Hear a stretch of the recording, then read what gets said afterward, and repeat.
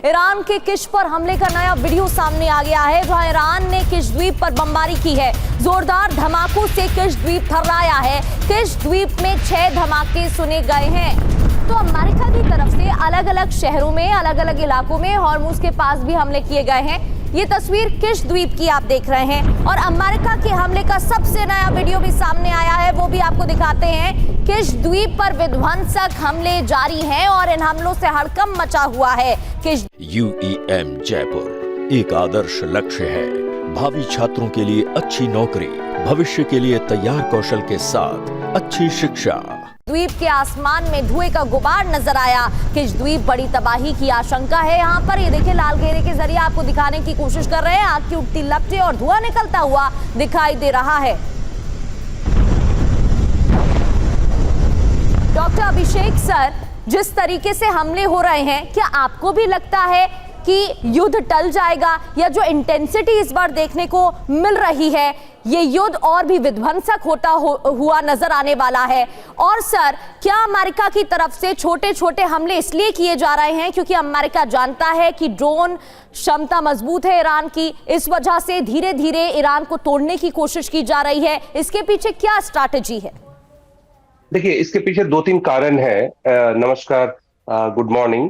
इसके पीछे 2-3 कारण है। पहला कारण तो ये है कि जो अभी खामनेई की जो अंतिम यात्रा निकली, उसमें जो पूरे ईरान में एक एकजुटता और नेशनलिज्म दिख रहा था, कहीं ना कहीं ईरान को फिर से उस युद्ध में इंगेज करने की कोशिश है।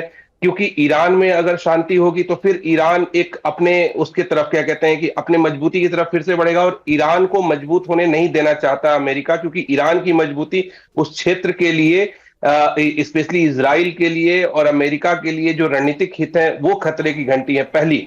दूसरी चीज जो है, जो हॉर्मुज को लेकर के था, जब ये समझौता हुआ तभी ये समझौता आधा अधूरा समझौता था।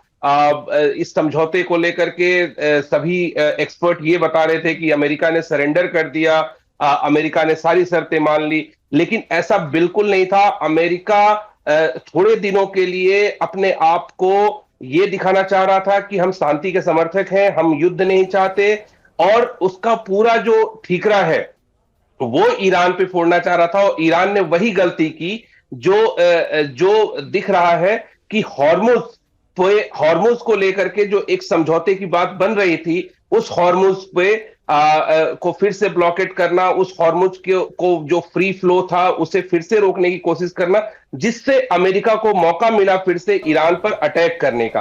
अब देखिए, यहां पर एक बात और है, एक थोड़ा सा बस बात करके खत्म करूंगा, कि जो $2 मिलियन जो लगातार हर एक उससे जो शिप है उससे ले रहे हैं टोल के रूप में, ईरान की जो IRGC है, वो एक उनके अर्निंग का साधन है। और उस अर्निंग के साधन को वो एक तरीके से कहते हैं ना कि मुंह में खून लग जाना, वो उसे खत्म नहीं करना चाहते। और यहीं पर जो मतभेद है अमेरिका और ईरान के बीच में, ये $2 मिलियन पर शिप का जो चुंगी वसूली है, इसी पे मतभेद है, और इसीलिए युद्ध अभी शांत नहीं हो रही है। बिल्कुल, लेकिन सर, समुद्र का संविधान क्या कहता है, इसको लेकर आगे आपसे चर्चा करेंगे, लेकिन उससे पहले बड़ी खबरें भी आ रही हैं, उनका रुख कर लेते हैं। ईरान के सिरिक में अमेरिका का हमला, एक के बाद एक मिसाइलें दागी गई हैं। अमेरिकी स्ट्राइक में बड़े नुकसान की भी खबर है। तो ईरान के सिरिक में अमेरिका ने हमला किया है। ये देखिए, तस्वीर आपको दिखा रहे हैं, कई धमाके एक के बाद एक यहाँ पर हुए हैं। ईरानी मिसाइल अटैक की नई लहर भी देखने को मिल रही है। ईरान के केरमानशाह में रॉकेट दागे गए हैं। ये तस्वीरें भी आपको दिखाते हैं। जॉर्डन में अमेरिकी बेस पर मिसाइल अटैक की भी तस्वीरें हैं। तो एक तरफ अमेरिका के अलग अलग स्थानों पर हमले जारी है, तो ईरान की तरफ से भी पलटवार किया जा रहा है।